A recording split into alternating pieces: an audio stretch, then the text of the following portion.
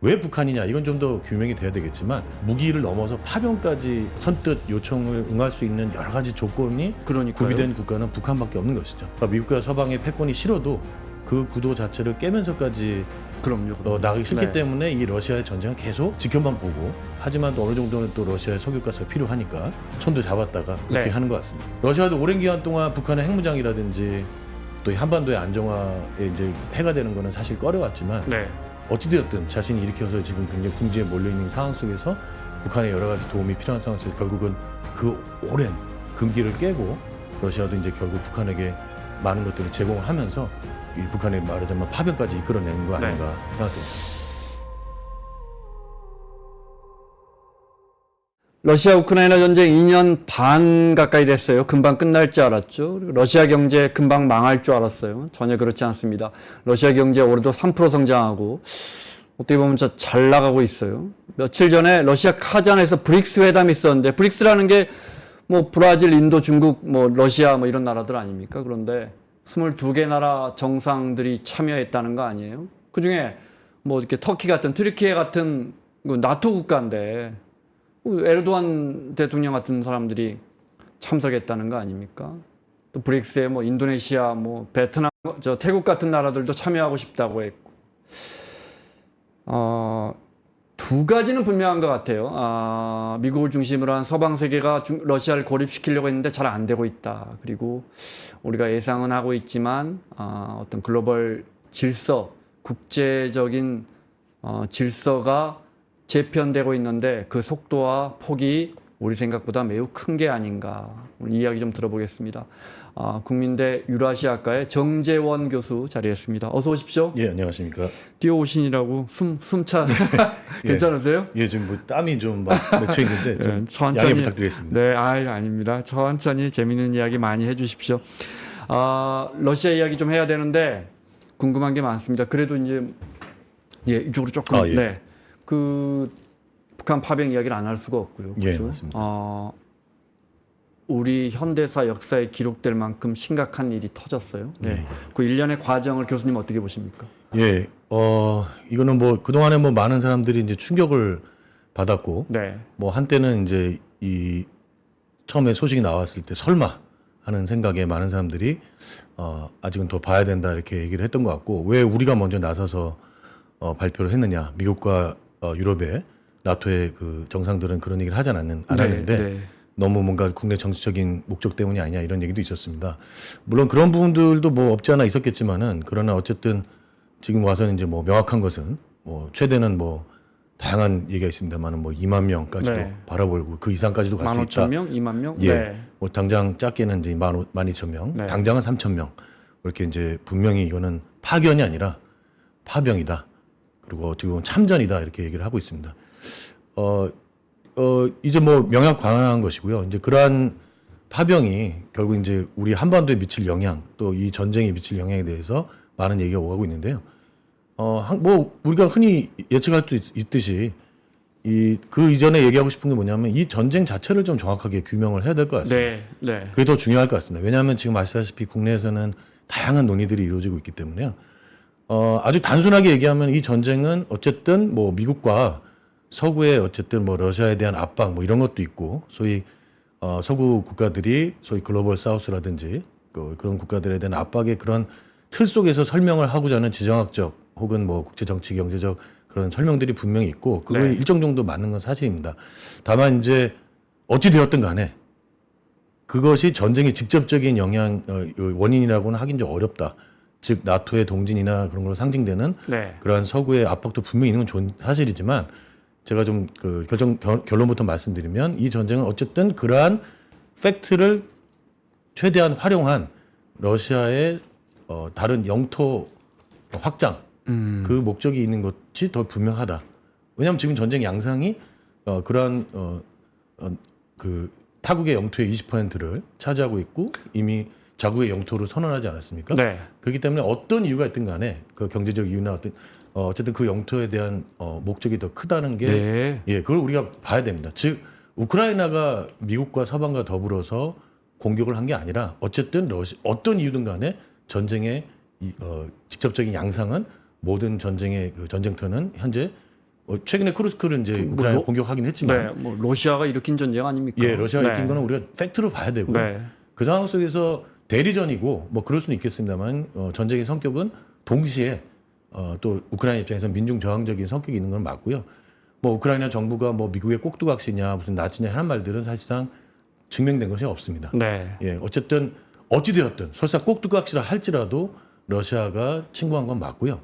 20% 이상을 차지한 건 맞고 더 차지하려고 하고 있고 그렇기 때문에 거기에 대해서 전쟁을 벌이고 있는 것이고 아무런 그런 군사안보적인 그런 그 힘이 없는 네. 우크라이나 입장에서는 어쩔 수 없이 서구에 의존하는 것이지 잘못된 그런 기존의 그런 우크라이나 전쟁에 대한 성격 규정은 좀 우리가 지양해야 된다고 생각이 네. 듭니다.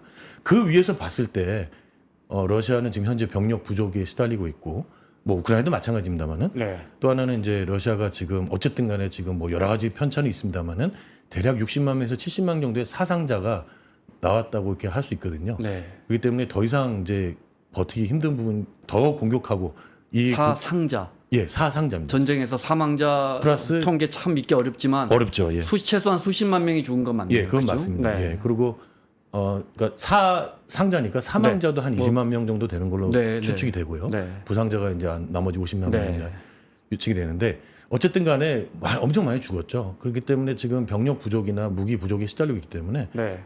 북한을 끌어들일 수밖에 없었다는 네. 건 이제 명확한 것 같습니다. 다만 왜 북한이냐 이건 좀 더 규명이 돼야 되겠지만 말씀드리고 싶은 건 북한 말고도 전 세계 여기저기 계속 그런 것들 타진을 했었죠. 네. 그러나 이제 무기를 넘어서 파병까지 선뜻 요청을 응할 수 있는 여러 가지 조건이 그러니까요. 구비된 국가는 북한밖에 없는 것이죠. 어디 시리아나 이란에서 데려오기는 어렵죠. 여러 가지로 이제 어렵다고 네. 볼 수 있을 것 같습니다. 뭐 브릭스 좀 전에 말씀하셨지만 분명히 그 미국과 서방 중심의 질서에 반대하는 힘이 필요하지만 그들 역시 그들이 어떤 그렇다고 해서 이 세계 자본주의 체제 질서를 완전히 반대하거나 무너뜨리면서 당연하죠. 네, 그들끼리 뭉치지는 않을 거거든요. 네. 그러니까 미국과 서방의 패권이 싫어도 그 구도 자체를 깨면서까지 그럼요. 나가기 싫기 네. 때문에 이 러시아의 전쟁은 계속 지켜만 보고 하지만 또 어느 정도는 또 러시아의 석유가스가 필요하니까 또 이렇게 손도 잡았다가 그렇게 네. 하는 것 같습니다. 하나씩 좀 여쭤보겠습니다. 예.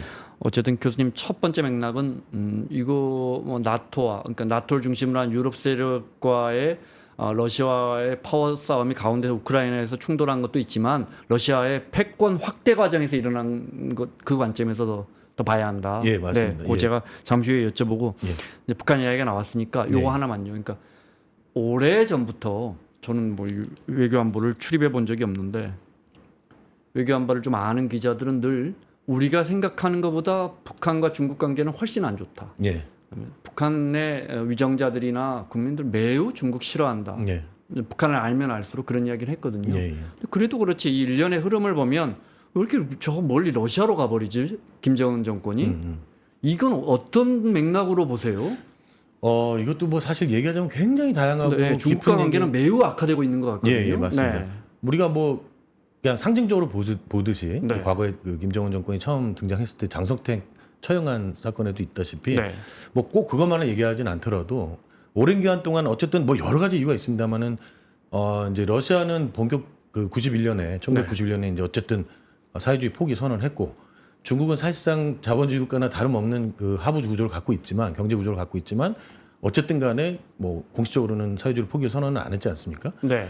근데 그렇게 오랫동안 어쨌든 그래서 중국 쪽으로 기울어져 있다가 과도하게 중국에 의한 여러 가지 그 북한 경제의 과도한 의존성이 높아지면서 그거에 대한 이제 견제가 필요했고 네. 그래서 결국은 이제 러시아라고 하는 존재를 뭐 마치 뭐 과거에 뭐 미국이 소련과 중국을 이렇게 서로 이간질하면서 자기 편을 만들고 한쪽을 적대한 그런 정책 비슷하게 네. 또 북한 입장에서도 과도하게 중국의 모든 것이 의존되어 있는 경제 구조를 바꿀 필요도 있다고 생각을 했던 것 같습니다. 네. 네. 근데 그런데 이제 제가 얘기하고 싶은 건 북한의 그런 의도가 있기 때문에 이제 중국하고 또 이제 중국의 말도 안 듣고 그런 것도 있겠지만은 그렇다고 러시아가 완전히 대안이 된 적은 사실은 없습니다. 네. 예, 러시아가 그렇게 북한한테 대안이 된 적은 없습니다.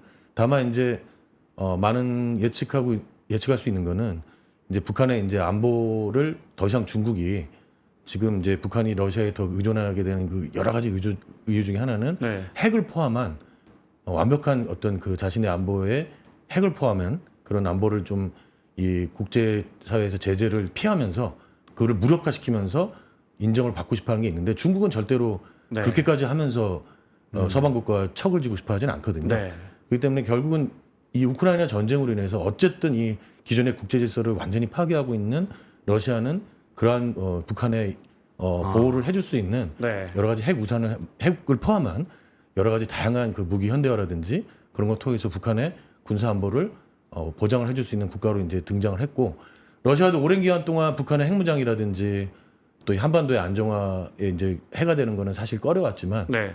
어찌되었든 자신이 일으켜서 지금 굉장히 궁지에 몰려 있는 상황 속에서 북한의 여러 가지 도움이 필요한 상황에서 결국은 그 오랜 금기를 깨고 러시아도 이제 결국 북한에게 많은 것들을 제공을 하면서 이 북한의 말하자면 파병까지 이끌어낸 거 아닌가 이렇게 생각됩니다.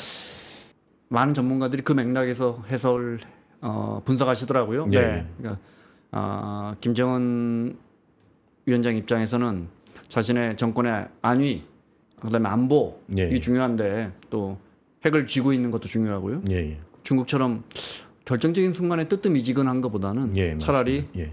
러시아랑 가자. 예. 다만 이제 제가 중국의 미움을 받더라도 제가 이제 사실 뭐 중국 전문가는 아니니까 네. 더 깊이 해도 좀 사실 뭐 그렇게 좀 신뢰가 떨어질 수는 있겠지만 아닙니다. 네, 네. 예. 그래서 중국보다는 이제 러시아 입장을 좀 얘기를 해보고 네. 싶은데요. 북한이 어쨌든 러시아를 이렇게 북한이 이번에 러시아를 필요로 해서 러시아를 끌어들였고 러시아도 네. 북한을 끌어들였지만 한 가지 확실하게 얘기할 수 있는 거는 러시아 입장에서는 사실 북한은 이번 이 시기만 필요한 것이라고 보는 게 맞습니다. 즉 이 어떤 국면이 지나가면 물론 이 전쟁이 앞으로 어떻게 종결되느냐에 따라서 완전히 달라지겠지만 진짜 궁극적으로 북한도 이제는 완전히 서구 질서하고 멀어지면서 네. 러시아와 중국이 주도하는 혹은 더 다른 국가들이 주도하는 새로운 어떤 질서 속에 적극적으로 편입이 될 거라 글로벌 사우스라고 하는 네. 아예 그쪽으로 더 적극적으로 편입이 되려고 하는지는 모르겠으나 그건 또 봐야 되겠지만 저는 그것이 전쟁의 결과에 따라서 완전히 달라질 거라고 보고요. 또 그 글로벌 사우스들도 그렇게 하나가 아닙니다. 그들 안에도 굉장히 다양한 중심과 주변 관계들이 그럼요. 있기 때문에 네, 네. 그런 것들이 이제 전쟁에 따라 달라질 거라고 보는데 네. 어찌되었든 러시아 입장은요. 이건 하나만은 확실하게 할 수 있는 거는 그런 상황이 오면은 조금 달라질 수 있지만 기본적으로는 북한은 러시아한테 크게 필요가 없습니다. 그렇기 때문에 이 국면에서 쓰고 버려질 저는 그런 가능성이 굉장히 높다라고 판단이 되고요. 네. 예, 그렇게 보고 어떤 러시아 입장에서는 별로 북한은 그렇게 경제적으로나 어떤 형태로나 그렇게 큰 쓸모가 있는 네. 국가는 아닙니다. 근데 이제 북한 뭐 같은 민족이기도 하지만 북한의 불안전성이 커지고 불확실성이 커지면 우리한테 영향을 미치기 때문에 예, 맞습니다. 보통 일은 아닌 것 같습니다. 쿠르스크 지역에 배치된다고 예, 그 제가 알기로 지금 우크라이나가 기습적으로 공격한 러시아 땅인 거죠? 이쪽 예, 남쪽인가요? 저 서쪽인가요? 북동, 그러니까 우크라이나 입장에서는 북동쪽이고 네. 러시아에서는 남서쪽이 되겠습니다. 이게 더 남쪽은 아니고요. 네, 예, 네, 예. 그러면 일단 막 공격하는 그 정말 매일같이 이 전선이 이루어지고 있는 그 지역은 아닌 건가요? 그 지역으로 이제 투입될 가능성이 높다라고 보고 있는 것이죠. 네, 네. 예, 예. 지금 기존에 러시아가 밀어붙이고 있던 전선이 있고 예, 예. 그쪽은 우크라이나가 돈바스고, 기습해서 많이 들어갔다. 거기 이제 쿠르스크 지역. 예, 쿠르스크 예, 지역 예, 아니에요? 예, 예. 근데 그 부분도 교전이 심한가 보죠, 여전히. 당연히 이제 러시아 입장에서는 굉장히 굴욕이잖아요. 네, 네, 네. 이제 2차 대전 이후에 뚫렸으니까. 처음으로 네. 자국 영토가 점령을 당했기 때문에 네. 그 목적이 뭐든 간에 어쨌든 거기를 탈환하려고 이미 체첸 아흐마드 특수부대도 보냈는데 좀 괴멸당했고 네. 또 러시아군도 지금 러시아 군만으로는 한 5만 명을 결집시켰는데도 지금 생각보다 많이 되찾지는 못하고 있습니다. 결국 이제 그쪽으로 투입되지 않겠냐라고 하는 게 이제 우크라이나 정부뿐만 아니라 서구의 이제 입장인데 저는 이제 조금 다르게 보는 게 그쪽도 이제 투입을 하지만 그리고 또 이렇게 서구에서 그런 것들을 크게 얘기하고 있는 거는 결국 그쪽 나타나지 말라라고 하는 경고일 수도 있고요. 그래서 그쪽도 물론 이제 어떤 형태로든지 뭐 직접적인 전투병이 될 수도 있고 뭐 소규모 단위일 수도 있고 하여튼 여러 가지 드론을 사용한 어떤 공격일 수도 있겠지만 어쨌든 그쪽에 주로 투입이 되는 거는 맞는 것 같습니다. 다만 그렇게 하고 또 서로 간에 굉장히 치열한 정보전이잖아요. 또 서로 보고 있다 이렇게 또 경고도 하니 그래서 일부는 돈바스 지역이라고 하는 지금 러시아가 조금 우위로 지금 가고 있는 기존에 이제 돈바스 지역이 좀 밀리고 있거든요. 네, 네. 우크라이나 거기서 정말 많이 죽지 않았습니까? 예, 맞습니다. 네. 지금 뭐 러시아군도 최악일 경우는 지난달에 이 10월 달에는 하루에 막 1,200명씩 죽고 네. 그런 러시아도 정말 그 사람으로 총알 갈아 넣고 있는 그런 지역인데요. 네, 네. 우크라이나 사람도 많이 죽었고요. 그쪽으로도 이제 일정 부분은 또 투입이 될 수도 있고 또 우리가 상상하기 힘든 뭐 더 북쪽의 하르키우나 어느 쪽으로 할 수도 있겠지만 지금 네. 예측은 쿠르스크 지역으로 많이 투입될 것으로 예측이 되고 있습니다. 또 지켜보겠습니다. 네. 지정학적 이야기는 또 푸틴에 대한 이야기는 좀 이따가 여쭤보고 러시아 경제부터 좀 여쭤볼게요. 네, 예. 뭘로 버티죠? 원유 수출, 가스 수출? 생각보다 잘 버텨요. 예, 네. 맞습니다. 근데 이거는 뭐 이미 많은 분들이 아시겠지만 네. 전시 경제적 특성이거든요. 그래서 지금 아시겠지만 뭐 의외로 호황이다. 근데 그거 다 기존에 팔던 거잖아요. 아닙니다. 그러니까 이제 제일 중요한 거는 뭐냐면요. 일단은 제일 큰 거는 이제 기존의 원유 가스도 기존에 팔던 거 더 이제 싸게 많이 팔고 있고 네, 네. 또 여전히 다양한 방식으로 이제 인도나 중국 등등 많은 국가들이 수입을 하고 있죠. 심지어 뭐 유럽도 아직까지도 일부는 수입을 하는 부분도 있습니다. 네. 돌아서 우회적으로. 근데 이제 그 부분이 중요한 게 아니고요. 제일 중요한 거는 바로 그 소위 국부 펀드가 있는데 석유가스로 만들어 놓은 그 국부 펀드에서 이제 지금 반토막이 날 정도로 그 돈으로 제일 중요한 거는 처음에 증명을 해봤더니 어마어마한 반발이 있었습니다. 그러니까 그러한 부분적 증명이지만 그 증명이 안 되니까 결국은 지금 아시다시피 그 한 번에 만약에 군인들을 자원을 하면 일시불로 3천만 원을 주고요. 네. 예, 그다음에 만약에 사망 시에는 뭐 보험금이나 뭐 여러 가지 해서 1억 5천까지도 주고요. 네. 부상 시에도 7,500만 원이 지급이 됩니다. 그다음에 각종 그 월급 같은 경우도 우리나라 돈으로 이제 200만 원 이상인데 거기에 각종 수당 뭐 탱크를 부쉈다거나 그러면 또 450만 원 등등. 그래서 월급도 꼬박꼬박 거의 1,000만 원 가까이가 이제 들어오는 거죠. 네. 그러다 보니까 그 돈 일종의 우리가 과거에 베트남전에 가서 결국 이제 한국 경제가 부활한 것처럼 네. 안타깝게도 그러한 가난한 지역에 왜냐하면 러시아의 지금 평균 임금이 한국 돈 한 30만 원밖에 안 되거든요. 네. 특히 가난한 지역은 더 심각하고 실업도 높습니다. 그런 상황에서 가난한 지역의 가장들이 그 돈으로 이제 일종의 이제 가서 전쟁을 치르게 되면 네. 그 돈이 결국 이제 국내에서 돌아서 그 돈으로 이제 그 엄청나게 호황이 되고 있고 또 그런 군사 부분에 또 있어서의 그 임금들도 크게 올라가지고요.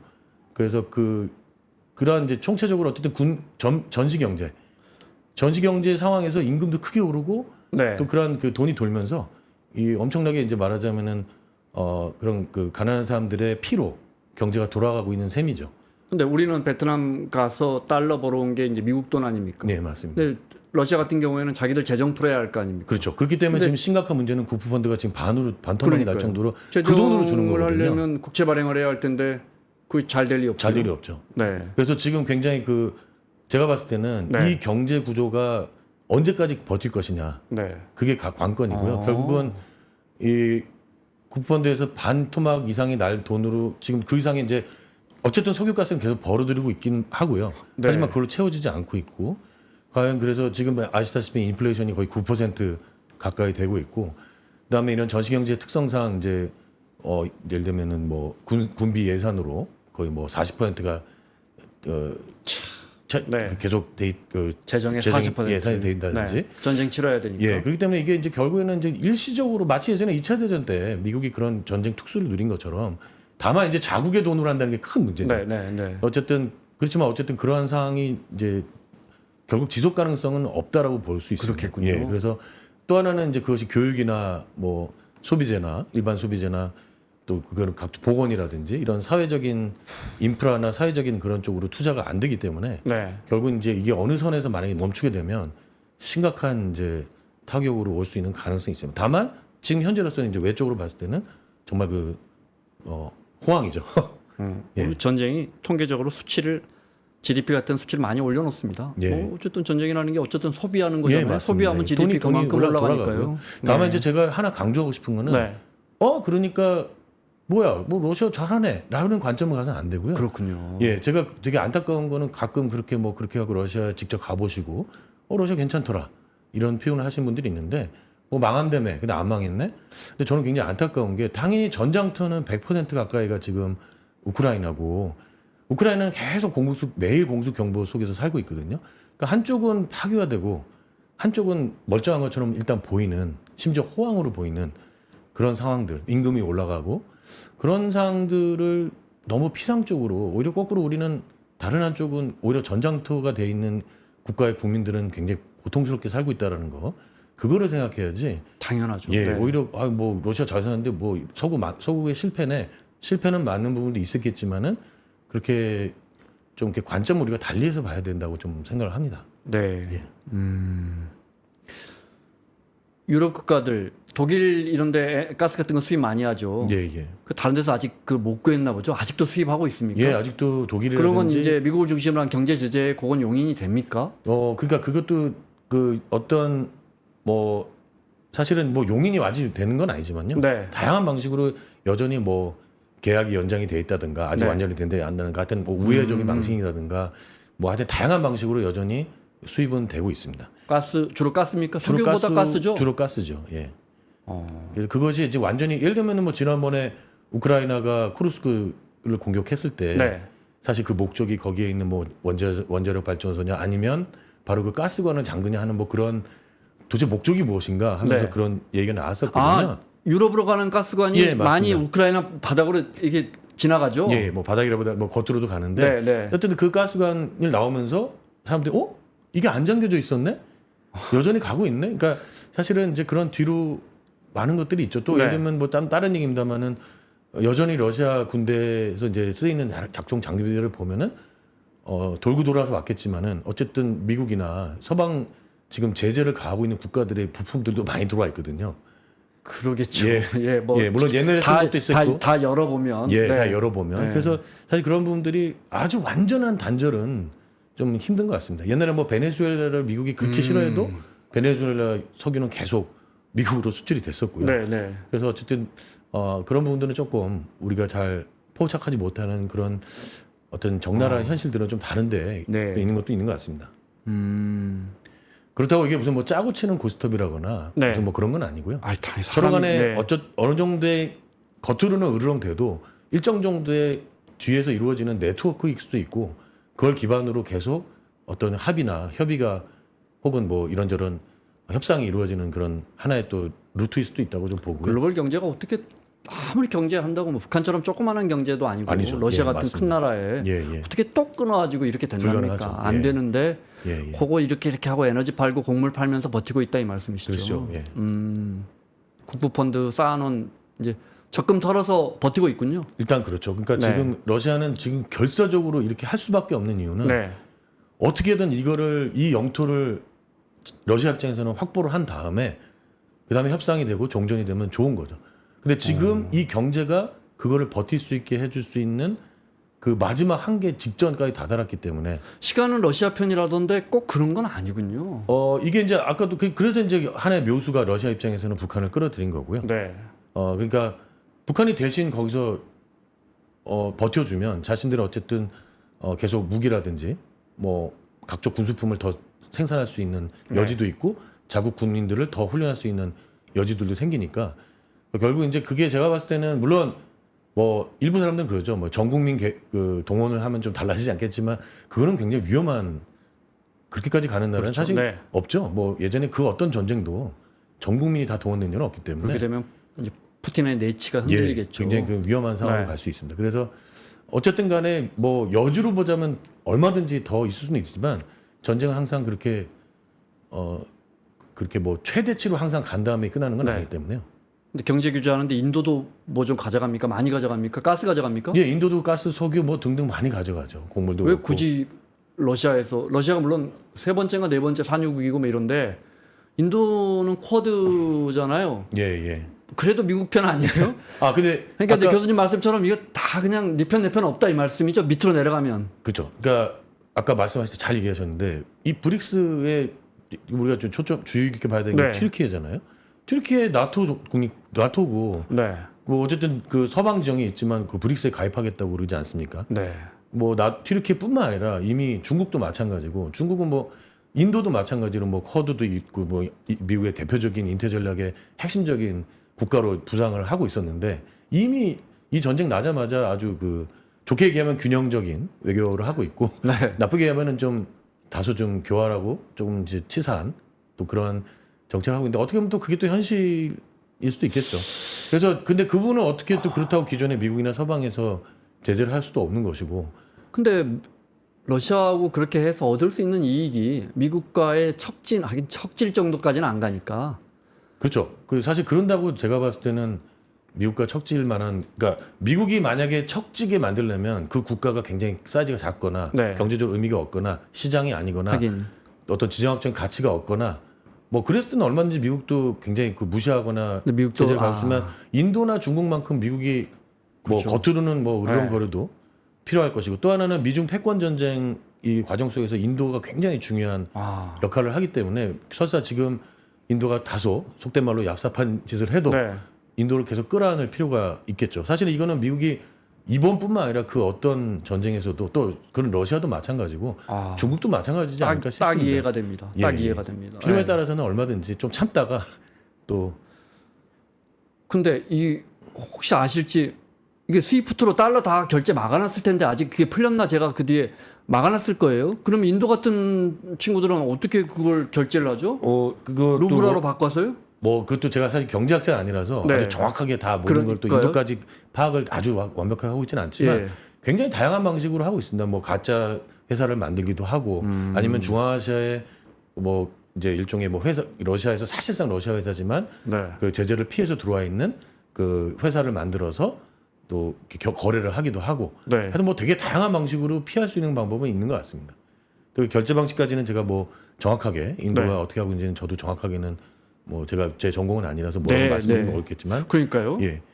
뭐 다양한 방식으로 하고 있죠. 예. 분명한 건 하나네. 제가 오프닝에도 말씀드렸지만 우리가 처음에 생각했던 그 전쟁의 그 지형하고 전혀 다르네요. 그리고 예, 러시아는 맞습니다. 생각보다 잘 버티고 있다. 그렇죠. 물론 그렇지만 예. 그것은 유한하다. 예, 유한하다. 근데 네. 과연 그 유한도 그 유한함을 커버하기 위해서 지금 북한을 비롯한 이런 네. 끌어들이는 거다 이렇게 얘기할 수 있겠죠. 근데 근현대사에 보면 결국 재정 이거 2차 대전 때 보면 결국 재정이거든요. 예, 예. 영국이든 프랑스든 예, 다 예. 재정 갖다 나는데 뭐 그래서 금 갖다 주고 미국에서 도와주고 해서 겨우 살아남고 이런 거 아닙니까? 근데 예, 러시아 맞습니다. 입장에서는 지금 뭐 그다음에 이제 아까 뭐그 고간의 돈 떨어지면 쉽지는 않겠네요, 진짜. 그렇죠. 그러나 이제 한 가지 네. 비록 뭐 반의 반값으로 하더라도 러시아는 석유가스는 있고 여전히 석유가스를 수입하는 나라는 심지어 뭐 일본도 수입하니까요. 러시아에서요. 예, 예. 지금도 아직 완전히 끝나지는 않습니다. 그렇기 진짜 때문에 우리가 아는 상식과 정말 다르군요. 예, 러우 예. 전쟁이. 예, 예. 그래서 이제 한편으로는 이제 뭐 어떻게 보면은 이제 과도한 이제 그 우리가 러시아의 적대적인 정책을 하지 말자 하는 쪽은 네. 이거 봐라. 다들 겉으로는 큰 소리 치지만 뒤에서는 러시아한테 여전히 수입하고 네. 또 수출하고 이러지 않느냐. 뭐 이런 끈 얘기를 하나씩은 다 남겨두고 있다 이 말씀이죠. 우리만 안 하고 있는 거 아니냐 이제 네. 이렇게 얘기를 하고 있는데요. 저는 이제 그런 부분도 물론 중요하긴 한데 어쨌든 간에 그래서 그 얘기는 좀 딴 얘기고요. 어쨌든 간에 석유가스를 팔 수 있는 루트는 여전히 많습니다. 그렇기 때문에 제가 봤을 때는 그것이 가격은 정말 러시아 입장에서는 정말 화가 날 정도로 깎아달라고 하고 있지만 그걸로도 여전히 버틸 수 있는 힘은 어느 정도는 있겠죠. 그렇기 때문에 역설적으로 우크라이나는 그런 석유가스가 없고요.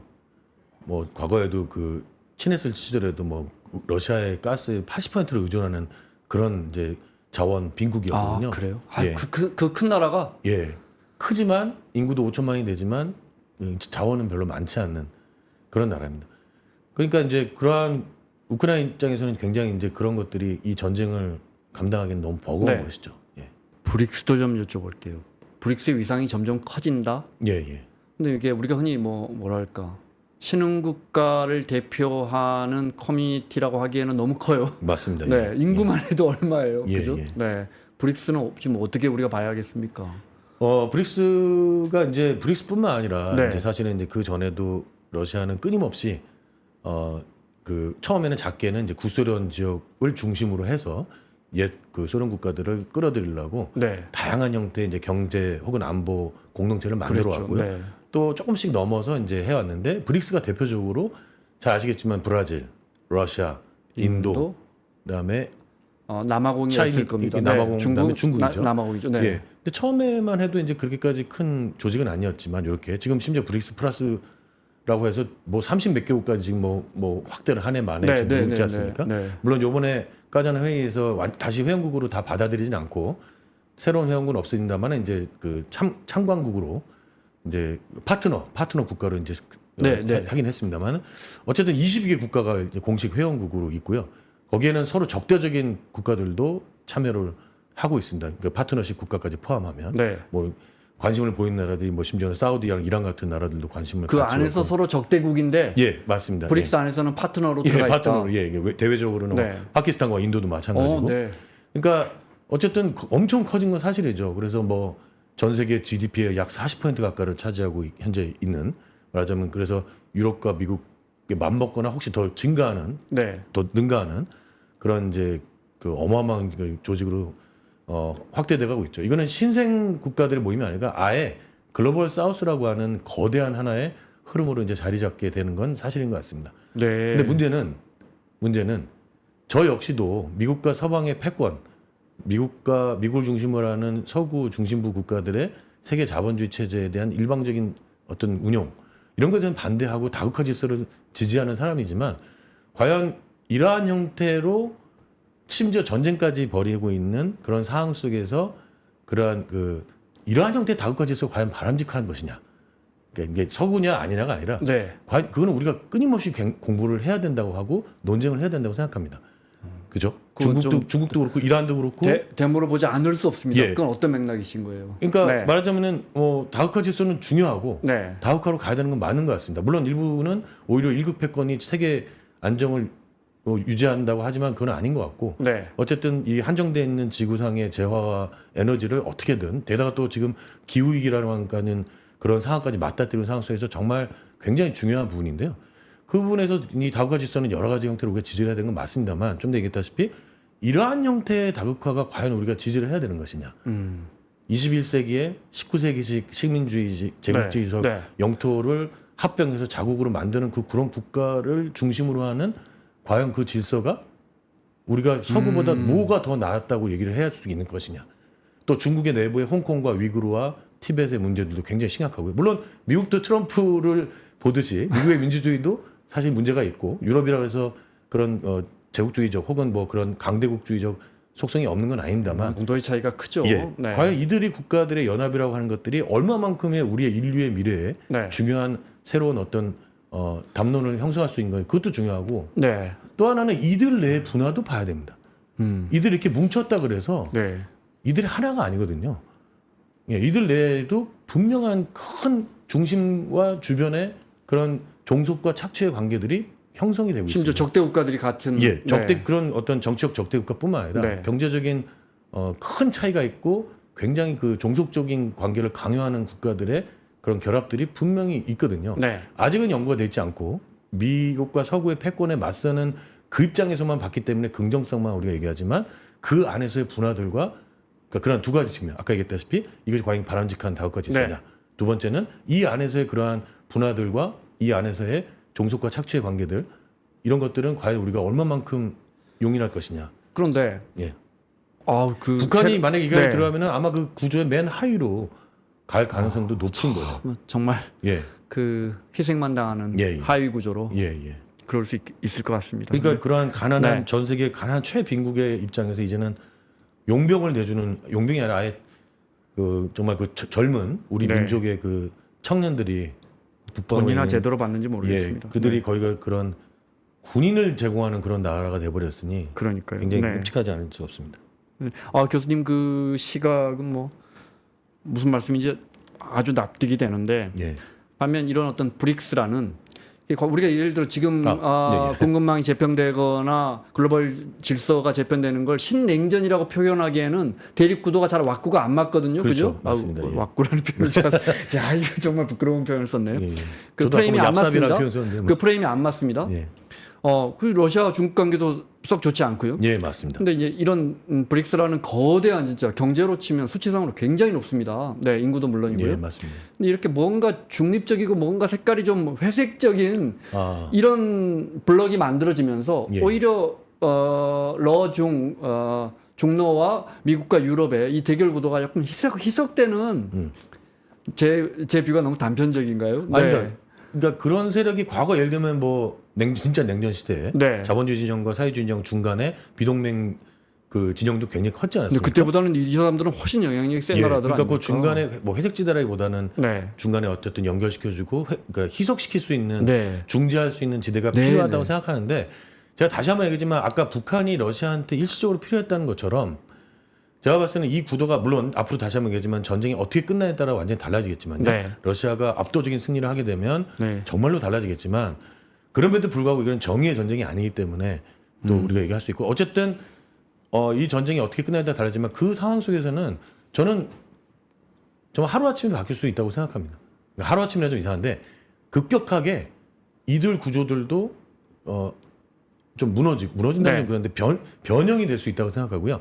얼마든지 적대적인 관계가 아닌 걸로도 갈 수도 있다고 생각합니다. 네, 물론. 예, 네, 그러니까 네. 마치 브릭스는 옛날에 무슨 뭐 사회주의권, 그다음에 이쪽은 뭐 자본주의 그러니까요. 그렇진 네, 않습니다. 네. 브릭스 안에는 다시 한번 말씀드리지만 그 시절과는 전혀 다르게 다들 세계 자본주의에서 많은 이득을 얻으려고 하는 적대적인 경쟁 관계가 아닌 그러한 뭐 나름대로는 이 자본주의 체제를 멸망시키지 않으면서 계속 이익을 얻으려고 하는 사람들이 그 주체들이기 때문에 행위자들이기 때문에 얼마든지 저는 그 상황에 따라서는 달라질 수 있다고 봅니다. 예. 예. 예. 그래서 그럴 것 같아요. 예, 네. 이 전쟁만 끝나면 제가 봤을 때는 모든 것들이 또 나쁘게 얘기하면 미국과 서방도 이렇게 으르렁대지만 다시 러시아의 시장을 위해서 뛰어들 거고 그러니까 되게 언제 그랬냐는 듯이 되게 많이 바뀔 거라고 봅니다. 이번에 파트너 국가로 참여하겠다 또는 참여하고 있거나 그래서 이제 브릭스 플러스라고 하더군요. 네, 브릭스는 원래 맞습니다. 5나라였으니까 네, 맞습니다. 이미 참여했거나 참여하고 싶어요라고 밝힌 나라들 보면 동남아 국가들 많거든요. 많죠. 예. 베트남, 말레이시아, 예, 인도네시아 예. 아주 양다리 외교 기가 양다리 막히게 잘하는 친구들인데 예, 예. 교수님 말씀 듣고 보니까 그냥 이런 거네요. 우리는 뭐 미국도 좋고 중국도 좋은데 저쪽에 판이 또 크게 열렸네. 빨대 하나 또 여기 예, 그렇죠. 그런 거잖아요. 예, 예. 딱히 누구 편이 아니고 예, 예, 맞습니다. 여기 다리 하나 딱 나놓고 예, 그죠? 맞습니다. 예. 우리 너희하고도 친하고 싶어 그렇죠. 이런. 예, 예, 맞습니다. 그래서 과거의 물론 신냉전 시기에도 뭐 네. 사회주권이랑 교류도 많이 했던 나라들도 많으니까 네. 어쨌든 과거의 냉전 시대하고는 조금 다른 부분도 분명히 있다고 봐야 될 것 같습니다. 그때도 뭐 사회주권이 완전히 자본주의 진영에서 체제하고 완전히 유리된 건 아니었기도 하고요. 네. 그래서 그리고 또 하나는 어쨌든 중요한 건 아까 살짝 말씀해 주셨는데 중국과 러시아는 사실 그렇게 이 모든 소위 그 인도는 나중에 들어왔고 네. 원래 그 상하이 협력 기구라 그래서 중국과 러시아가 역사상 처음으로 힘을 합쳐가지고 기구를 하나 크게 만든 게 있습니다. 그것도 굉장히 큰 역할을 브릭스 전에 네. SCO라 그래갖고 상하이 네. 협력 기구가 있습니다. 그 기구가 어떻게 보면 역사상 처음으로 미국과 서방 진영이 들어가 있지 않은 중국과 러시아가 주도하는 기구였거든요. 지금도 역할을 하고 있는데요. 지금 이제 브릭스가 더 큰 역할을 하고 있지만 그 상하이 협력 기구처럼 만들긴 했는데 강조하고 싶은 거는 러시아도 중국에 대해서 그렇지 않고 중국도 러시아 마찬가지로 그렇게까지 필요에 의한 동맹이지 서로 그렇게 아주 신뢰를 하지 않습니다. 네. 서로 아주 견제를 하고요. 그렇기 때문에 이제 제가 이 말씀 드리고 싶은 거는 그 많은 국가들이 결국 들어왔지만 이 이후에 결국은 세계 자본주의가 어떻게 되고 전쟁이 어떻게 종결되냐에 따라서 중국과 러시아는 또 다시 어느 정도는 그 힘을 합칠 수는 있겠으나 지금처럼 이렇게 지금도 심지어는 약간씩 그 균열이 나고 있지 않습니까? 네. 중국 같은 네. 경우는. 네. 결단코 중국은 이 자본주의 체제를 주도하는 국가 중에 하나인데요. 그거를 포기하고 러시아와 뭐 심지어 무기까지 되면서 그런 이 체제를 파괴하고 뭔가 더 이익을 얻을 수 있다고 절대 생각하지 않습니다. 서구 사회가 끊어지면 중국은 교육 국가인데 수출 못하고 그렇죠. 수출 못하면 예, 뭐 성장 그런- 못하고 그러면 예, 맞습니다. 바로 시진핑 그런- 정권 무너집니다. 예, 맞습니다. 바로 네. 그러한 말씀인데요. 그걸 아주 짧게만 말씀드린 건데 그렇기 때문에 결국이나 미국이나 서방도 결국 이 중국과 러시아 간의 간극을 최대한 벌리려고 노력을 할 것이고 여기에 북한이라는 요소가 끼어들면서 더더욱 중국과 러시아는 어쩔 수 없이 지금 협력을 하지만 이 문제를 러시아가 북한을 끌어들인 게 중간에 굉장히 불쾌하기 때문에 네. 이 문제도 하나의 또 하나의 그 팩터 요소가 될 수가 있고요. 다시 한번 말씀드리자면 전쟁 이후에 또 앞으로 전쟁이 또 어떻게 진행되느냐에 따라서 그 내부의 균열도 분명히 또 발생할 수 있다고 생각됩니다. 우리가 이제 한중일과의 관계나 그 역학 관계나 그 함수에 대해서는 뭐 뉴스나 뭐 아주 오랫동안의 경험을 통해서 대충 알고 있는데 우리가 잘 모르는 게 그 러시아란 말이죠. 네, 맞습니다. 오늘 교수님 부분을 이제 잘 모르고 있는 그 한 부분을 채우면서 이렇게 조합해 보면 글로벌 정세 특히 이제 이 유럽과 아시아의 정세 우리가 더 쉽게 이해할 수 있을 것 같아요. 자, 그래서 전쟁 전망은요. 뭐 저 전쟁 끝나고 이제 트럼프가 집권하면 이제 트럼프 입장에서는 돈 쓰는 거 싫어하니까 빨리 끝날 것이다. 뭐 흔히 그렇게는 알고 있거든요. 우리가. 예, 예, 예. 네. 그게 이제 일반적인 예측이고 저 네. 역시도 그렇게 생각하고 많은 사람들이 이렇게 예측을 하고 있습니다. 지금 북한군을 끌어들인 것도 바로 미국에서 어떤 결정이 날지 모르니까 러시아가 아주 결사적으로 끌어들인 것도 있는 것 같습니다. 안간힘을 쓴다. 예, 안간힘을 네. 쓰는 거죠. 이걸 어떻게든 최대한도를 더 차지하고 그걸 끝내더라도. 네. 근데 이제 저는 약간 좀 다르게 보는 거는요. 트럼프가 됐다고 해서 트럼프가 공언한 대로 마치 우리 착각하고 있는데 트럼프가 집권했던 시기에 러시아랑 아주 좋지는 않았습니다. 네. 네. 예, 전혀 그렇지 않고요. 뭐 간첩설도 있긴 예, 했는데. 네. 러시아랑 결단코 트럼프 개인이 통치하는 것도 아니고 트럼프 개인이 어떤 그 성격이나 이념이 어떻다 하더라도 분명히 미국의 이익은 분명히 있기 때문에 네. 거꾸로 해리스가 된다고 하더라도 물론 가능성은 더 무기를 된다 하지만 지금 미국도 지금 굉장히 피곤해 하거든요. 미국 경제도 심각한 네. 상황이고 그래서 어쨌든 발을 빼고 싶어하는 거는 분명히 있을 겁니다. 다만 그래서 저는 예측하고 싶은 건 일반적인 예측은 그런데 그러나 해리스가 됐다 그래서 무조건 더 전쟁을 지속하거나 우크라이나를 지원한다는 100% 보장도 없고 네. 트럼프가 됐다 그래서 무조건 발을 빼고 휴전한다는 보장도 확실하지는 않습니다. 저는 그렇게 봅니다. 하지만 네. 근데 일반적으로는 지금까지 공언을 했으니까 그 부분은 어느 정도는 그런 방향으로 갈 거는 맞을 것 같고요. 그래서 그거에 따라서 아마 우크라이나 전쟁 크게 좌우되겠죠. 지금 살짝씩 미국이 이제 무기 이제 나토가 알아서 해라 내지는 뭐 유럽이 알아서 해라 이렇게 하고 있지만 결국 이제 상황이 이제 그러니까 우크라이나 입장에서는 녹록지 않을 것 같습니다. 다만 이 북한의 파병이 지금 유럽을 다시 요번에 미국도 나왔지 않습니까? 더 이상 이제 본토 타격에 제한거리를 두지 않겠다. 우크라이나 마음대로 하게 하겠다. 이렇게 얘기를 하고 있는데 네. 러시아의 그 내륙 깊숙한 데서 날아오는 그 수많은 무기들 지금 10대 1의 우위가 러시아에 있는데요. 그게 뭐 설사 목표물이 정확히 타격을 하는 거든 아니든 간에 네. 네. 그 무기를 그 근거지들을 파괴할 수 있는 그런 여력이 확보되면 조금 더 달라질 수도 있기 때문에 어쨌든 지금 오히려 다시 한번 얘기하지만 북한 파병이 거꾸로 이제 미국과 유럽이 계속 발을 뺄라 그러다가 좀 더 더 많은 무기를 제공하고 장거리 타격 가능한 무기를 허용을 하는 그런 쪽으로 갈 수도 있는 상황이 될 것 같아서 또 달라질 것 같습니다. 결국 북한 파병이 많은 요소들을 변화시키고 하는 것 같아요. 미국이랑 유럽의 개입을 빼버리고 전황만 보면 러시아가 유리한 거죠. 저희는 외신을 보고 특히 서구 쪽 외신을 보니까 사실 정확히 잘. 예, 전황만 보면 네. 솔직히 말씀드리면 돈바스 지역에서는 계속 러시아가 야금야금 서진을 하고 있고요. 네. 많이 지금 거꾸로 빼앗았죠. 네. 그렇고 우크라이나 쿠르스크를 점령을 했고 아직은 본격적인 반격을 받고 있지 않지만 결국 이제 그 부분도 사실은 러시아가 본격적으로 북한과 더불어 공격하면은 아마 다시 내줄 가능성이 높죠. 다시 회복할 가능성이. 예, 러시아가 다시 회복 가능성이 높습니다. 그렇기 때문에 지금 네. 우크라이나 입장에서는 굉장히 위험한 상황이라고 할 수 있겠죠. 만약에 미국이 서서히 지원을 줄인다면 뭐 그거는 뭐 더 이상 전황은 형편없이 기울어질 거고요. 더 이상 뺏기기 전에 아마 협상을 나올 거고. 젤렌스키 정권은요. 예, 젤렌스키 죽습니까? 그럴 그 가능성이 높겠죠 전쟁은. 아무래도 뭐 죽는다기보다는 어쨌든 정권이 위태로울 수는 있겠죠. 왜냐하면 정권만 내려오고 끝날까요? 그건 또 모르죠. 또 어떤 전쟁이라는 누가 어느 게- 쪽에서 어떤 형태로든지 뭐 살해를 할 수도 있겠고 네. 뭐 위험한 상황으로 갈 수 있는 가능성이 있습니다. 다만 이제 저는 얘기하고 싶은 거는 아까도 얘기했지만 이 전쟁이 무슨 뭐 러시아 쪽으로 먼저 우크라이나 침공해서 한 건 아니잖아요. 네. 그래서 저는 이 회복된 영토를 수복하고자 하는 이거는 저는 우리가 높게 평가를 해야 된다고 생각합니다. 그게 우크라이나에 문제가 없다거나 그런 뜻이 아니고요. 네. 그거는 너무나 당연한 주권 국가의 권리거든요. 당연하죠. 예, 그렇기 네. 때문에 그 부분을 과도하게 군산복합체의 이익을 위한 것이냐, 무슨 미국의 꼭두각시냐, 미국의 스파이냐 이런 식으로 할 필요는 없다고 생각하고요. 뭐 중국이 만약에 대만 침공하면 우리는 그걸 박수칠 이유는 없지 않겠습니까? 미국의 앞잡이라 미국의 꼭두각시라고 하면서 비판할 이유는 없을 것 같습니다. 그거는 설사 그런 요소가 있다 하더라도 그거는 엄연히 전쟁은 다른 얘기이기 때문에 네. 그래서 그런 부분을 우리가 좀 강조를 해야 될 것 같고요. 이거는 마치 무슨 뭐 대등한 뭐 1대1의 게임처럼 이렇게 봐서는 안 된다고 좀 생각이 듭니다.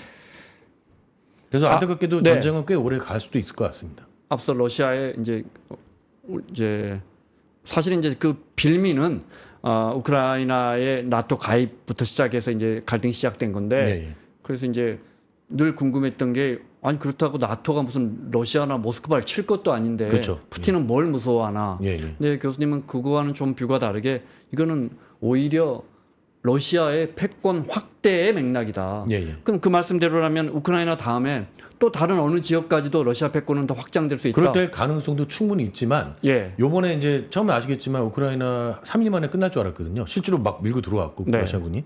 그러니까 그런 식의 만약에 우위를 보였다면 그거를 실현할 수 있는 가능성이 더 높아졌겠죠. 이번에 쉽게 됐다면 예. 그런데 이게 이제 쉽지 않았기 때문에 네. 더 이상 그런 꿈은 안 꾸겠지만 그리고 그런 쪽에는 조금 더 그 야욕이 좀 적습니다. 이 우크라이나 지역은 예를 들면은 흑해 함대도 있고 러시아에 그래서 이 흑해를 장악하고자 하는 의도도 있고 그 안에 우크라이나 안에 있는 여러 가지 광물 자원들 그러니까 어쨌든 우크라이나의 서부를 제외하고는 다 점령하면 좋겠지만 그랬다가는 엄청난 저항이 있겠을 테니까 적어도 이 동부 지역에 러시아가 뭐 어쨌든 자신들이 여기에 뭔가 역사가 있다라고 하는 원래 우크라이나 땅이 아니었다든가 러시아계가 많다든가 아니면 러시아가 어쨌든 옛날에 노보러시아라 그래서 이 지역을 어쨌든 자기네들은 자기네 땅이라고 생각을 하거든요. 네. 러시아는 그러니까 내부에서는 이제 노보러시아 우리 드디어 얻었다고 지금 맨날 뭐 언론에서 뭐 이렇게 환호하고 있어요. 그러니까 이 새로운 영토에 대한 이미 그거에 대한 그게 목적이죠. 그 영토에서 경제적이든 아니면 무슨 수송을 위한 것이든 그것이 어떤 아니면 그 흑해를 장악하기 위한 것이든 어쨌든 이 지역을 장악하고자 하는 게 원래 목적이 있었습니다. 근데 그 부분은 우리는 생각 안 하고 이제 나토의 동진이 러시아에 진짜로 나토가 동진해서 러시아를 침략하는 게 아니잖아요. 그런 상황으로 가서 이게 공격한 게 아니거든요. 네. 그래서 아니면 그 안에 뭐 나토가 뭐 이미 뭐 원자력 핵 무기 뭐 공장을 세웠다든가 네. 아니면은 무슨 생화학 무기 공장 세웠다든가 그런 게 아니잖아요. 그러니까 어쨌든 예방 전쟁이라고 얘기하잖아요. 그러면 그렇게 따지면 우리가 북한에 대해서 폭격하는 것도 우리는 동의를 해야 되거든요. 더 위협적이잖아요. 네. 아예 뭐 핵무기가 있다고 하니까. 근데 절대로 그런 논리에는 우리가 빠져서는 안 되고요. 러시아는 다시 한번 얘기하지만은 미국과 서방의 분명한 러시아에 대한 압박이 있지만 그거를 최대한도로 활용을 해서 요번에 자신들이 원래 갖고 있었던 그런 내부에서 엄청나게 그런 걸 많이 얘기했었습니다. 사실은. 근데 지금 안타깝게도 러시아를 공부하는 분들이 그런 걸 좀 밝혀줘야 되는데 진영을 떠나서 네. 그런 걸 안 하고 있어요. 그래서 내부에서 끊임없이 우크라이나를 없애야 된다. 저기는 원래 우리 땅이다. 우크라이나 민족은 원래 없다. 그걸 우리 사람들이 지금 반복을 하고 있어요. 우리 거꾸로. 그런 논리를 계속 피고 있거든요. 그게 어느 나라 땅이냐 뭐 그러니까 대표적으로 가자가 어느 나라 땅이냐 그렇죠. 우리한테 예. 따지면 우리 뭐 평양은 우리 땅인데 만주는 누구 땅이냐 뭐 이렇게 그러면 예를 들어 크림반도 합병한 게 언제입니까? 몇 년 전? 2014년이죠. 크림반도나 지금 돈바스 지역은 역사적으로 보면은 러시아 땅이었습니까? 아닙니다. 아니고 우크라이나 땅이었고. 그러니까 지금의 우크라이나 현대 우크라이나 땅은 아니었지만 네. 거기가 원래 러시아 땅은 러시아 땅은 아니고. 크림은 예를 들면 크림반도에 살았던 크림 타타르들의 땅이고요. 네. 근데 이게 원래라는 게 언제인지 모르겠지만 그러니까요. 어쨌든 이 지역으로 네. 훨씬 뒤에 러시아계 사람들이 주민들이 이주가 됐거든요. 네. 돈바스 지역도 그렇고.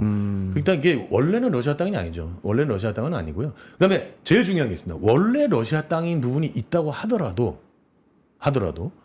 그 지역이 다른 나라, 뭐 우크라이나가 아니라 어떤 다른 나라라도 그 국가가 만약에 뭐 1600년대 그 국가 땅이 됐든 아니면 1917년에 레닌이 여기는 너네 땅이라고 했든 그래서 줬든 아니면 1991년에 그제서야 생겼든 아니면 하루 엊그저께 생겼든 엄연한 주권 국가고 심지어 러시아도 인정하지 않았습니까? 네.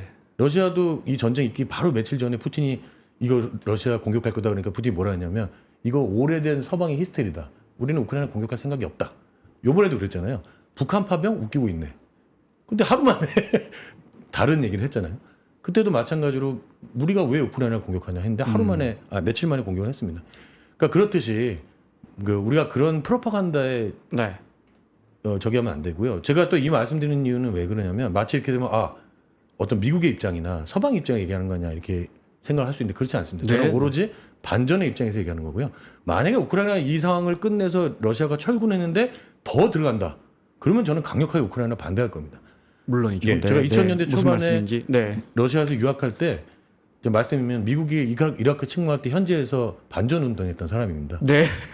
그러니까 절대로 그런 식의 이 반러냐 반미냐 혹은 네. 친러냐 친미로 해석하는 그런 걸 당연합니다. 우리가 피해야 네. 됩니다. 그리고 제가 앞서도 잠깐 말씀드렸지만 예. 이 3프로 컨텐츠의 정말 큰 장점 중에 하나가 예, 예. 수많은 정말 깊이 있는 전문가들의 그 다양한 뷰, 예. 네, 저희가 그걸 듣기 위해서 모신 거니까요. 예, 아니, 혹시라도 이제 그런 우려가 있어서 가끔은 러시아가 이게 너무 정당하다라고 얘기하시는 분이 너무 많아가지고 네. 그런 부분 좀 시간이 아쉽습니다. 5분밖에 안 남았는데 아이고, 몇 예, 예. 가지만 더 여쭤보겠습니다. 푸틴은요, 만약에 전쟁 승리하면 장기 집권은 더 강해지겠네요. 네. 그렇죠. 만약 건강이 허락한다면 네. 예, 더 강해질 가능성이 높죠. 아주 푸틴에 뭐 대한- 영웅이 되겠죠. 푸틴에 대한 지지의 근본적인 배경은 뭐로 보십니까? 일단 제일 중요한 건 사람들이 잘 간과하고 있는데요. 지금 안타깝게도 이 전쟁 전에도 그랬지만 전쟁 시작하고 나서는 지금 모든 언론이 다 그냥 폐쇄되거나 이렇게 검열하는 정도가 아니라 구속하거나 네. 그래서 지금 오히려 어떤 경우는 오히려 그 마치 푸틴 정권보다도 더 앞서서 우크라이나 전쟁을 부추기고 우크라이나 없애야 된다, 뭐다 죽여야 된다 이런 걸 할 정도로 완벽하게 장악이 돼 있습니다. 네. 그렇기 때문에 오래 2014년에 이미 크림 반도 점령할 때부터 해서 오랜 세뇌가 돼 있습니다. 러시아 사람들이. 그래서 러시아 사람들이 그럼에도 불구하고 이제 온라인상으로 많은 시위도 했었고 처음에 전쟁 발발했을 때 엄청난 시위를 했었거든요. 네. 다 잡혀가고 잘 아시다시피 툭하면 이제 징역 20년, 10년 때리고 뭐 야당 지도자 뭐 다 죽이는 심지어 곳이잖아요. 그렇죠. 예. 네. 그렇기 때문에 언론에 의한 그 세뇌가 굉장히 심각하고 왜곡 보도 그런 것들로 사람들이 이제 많이 잘 못 알고 있고요. 그리고 어쨌든 계속 이걸 갖다가 2차 대전 때 이제 러시아가 굉장히 큰 피해를 봤잖아요. 그 레토릭을 계속 갖고 와서 우크라이나를 나치라고 얘기를 하고 서방 제국주의가 네. 지원하는 나치가 우리를 침공하고 있다. 이렇게 이게 이 전쟁 우리가 침공 당했다고 얘기를 하고 있습니다. 그러니까 당연히 러시아 사람들 입장에서는 푸틴은 싫어도 이 전쟁은 정당하다고 생각하는 사람들이 많이 있죠. 바로 그러한 것들을 바탕으로 지지를 많이 받고 있는 게 큰 문제라고 할 수 있겠습니다. 물론 또 그 전에 옐친 시대에 비해서 푸틴 시대 때 네. 석유가스를 이용한 그 자금으로 많은 이제 사회적인 복지가 좀 나아진 것도 있고 그런 것도 있지만 그런 이 부분에 있어서 그런 게 굉장히 크죠. 모스크바에서 구글이나 같은 회사군요. 뭐 구글이나 유튜브 볼 수 있습니까? 지금 뭐- 안 됩니까? 뭐 우회를 해서 다양한 방식으로 할 수 있지만 우회하지 기본적으로는 않- 중국처럼 안 되는군요. 예, 지금 원래는 안 그랬는데 네. 지금은 불가능합니다. 아 원래는 안 그랬는데 예, 예. 사람들 굉장히 아까 인플레 8%라고 했는데 뭐 통계가 그럴 거고 인플레 상당히 심할 텐데 그 인플레이션이 경기가 좋아서 인플레이션이 아니고 아니죠. 예. 사실은 공급 사이드가 막혀가지고 맞습니다. 예. 뭐 제가 알기로 TV 같은 것도 아주 우리 삼성전자 다 맞습니다. 철수하고 이랬으니까 예, 맞습니다. 예. 가격이 천정부지로 뛰고 예, 있고 예, 예. 기본적으로 국민들 삶은 힘들 겁니다. 맞습니다. 예. 근데 참 유지가 잘 돼요. 그리고 지지율도 뭐 터무니없이 나오는데 그중 상당수는 저는 진짜로 지지한다고 보거든요. 예, 맞습니다. 상당수 진짜로 그런 것들은 지지합니다. 정보가 묶여 있고 통제하기 때문에. 그 다음에 그것도 있고 또 하나는 어쨌든 간에 네. 다시 한번 얘기하지만 지금 우리가 공격을 다 하고 있다고 얘기하거든요. 아, 그러니까 그러면은 진짜로 내가 싫어도 참아야지 이런 게 있습니다. 또 하나는 네. 러시아 사람들은 2차 대전 때 그 끔찍한 상황에서도 버텼거든요. 그러니까 이제 그 다음에 소련 때도 그 심각한 소비재 그 안 좋은 상황에서도 네. 그러니까 굉장히 참는 버릇, 굉장히 수동적으로 동의하는 그런 습관이 몸에 배어 있죠. 그래서 이미 그 불만 세력들은 다 해외로 나갔고요. 뭐 아시겠습니다. 70만 명 이상이 해외로 도피하지 않았습니까? 네. 아니면 지금 조용히 있거나. 그래서 안타깝게도 이 러시아 일반 특히 지방의 가난한 사람들의 희생으로 지금 버티고 희생과 세뇌와 그런 걸로 지금 버티고 있는 거라고 할 수 있겠죠. 그들이 결코 이 상황을 좋아하진 않지만 잘못 알고 있기 때문에 실제로 지지율도 높고 이 전쟁을 지지를 하는 것도 있는 것도 사실입니다. 알겠습니다. 끝으로 그러면 만약에 어떤 식으로든 서방 세계가 전쟁에 대한 지원을 줄이는 방식으로 또는 서로 뭐 러시아와의 합의를 하는 방식으로 해서 11월 5일 이후 새 백악관이 어떤 합의를 만들어 종전이 된다면 그러면 어떤 형태로 될까요? 예를 들어 합병할 지역은 합병하고 땅 가져가고 전쟁 예. 이긴 나라는 전쟁이라는 게 땅 따먹기 아닙니까? 예, 그렇죠. 일부 가져가고 예, 예. 심지어 어떤 지역은 또 친러시아 정서가 있다면서요? 근데 이제 그것은 이제 이미 그 2014년에 그런 사람들은 이제 많이 속아져 넘어갔고요. 네, 네. 지금 그렇지 않습니다. 그렇지 않고 예, 예. 그냥 예, 그런 정서도 있지만 지금은 네. 그렇지 않습니다. 그럼 정권 내리고 젤렌스키 정권 내리고 예, 앞으로 예. 우리 말 잘 들어 예, 예. 하고 그런 식으로 전쟁이 끝날 아니요. 시나리오가 가장 유력할까요? 만약에 러시아가 이대로 이기고 네. 미국이 끊는다면 아마 이 영토는 러시아가 원하는 대로 가져가는 방식으로 되겠고요. 우크라이나 땅은 사라진단 말씀이죠. 아니죠. 그러니까 우크라이나 땅의 20%는 가져가고 네. 지금 나머지 부분은 너네 알아서 해라고 하겠지만 네. 러시아가 우위에 있으면 그동안 얘기했던 EU나 나토도 하지 마. 네. 중립국해. 그다음에 젤렌스키에 이거 내려라까지 요구할 수도 있겠죠. 자기네 승리하면.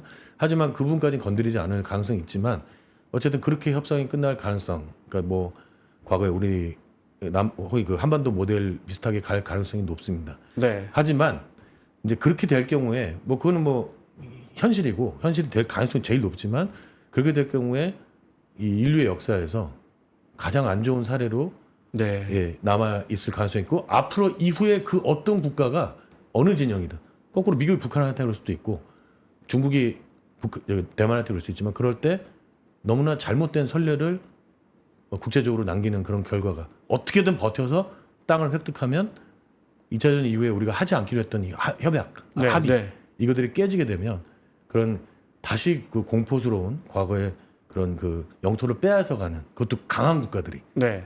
그런 시기로 돌아갈 수 있는 가능성이 너무 높기 때문에 굉장히 좋지 않은 선례를 남길 거라고 봅니다. 그러네요. 네. 예상치 못하는 국지전이 일어났고 전쟁이 일어났고 실제 그 전쟁이 2년 반이나 지속됐고 그런데 그 결과마저 어쨌든 이 패권을 확장하려는 세력이 이긴다면 예, 우리 맞습니다. 현대사회는 매우 안 좋은 선례를 남길 것이다. 예, 맞습니다. 예. 네. 예. 자, 일단 미국 대선을 지켜봐야 할 것 같고 예, 그 다음 그 대선이 이제 분명히 러시아 큰 우크라이나 작용하겠죠. 그러니까요. 그 전쟁에 어떤 영향을 미칠지 우리에게도 관련이 있었지만 이제 북한의 파병으로 정말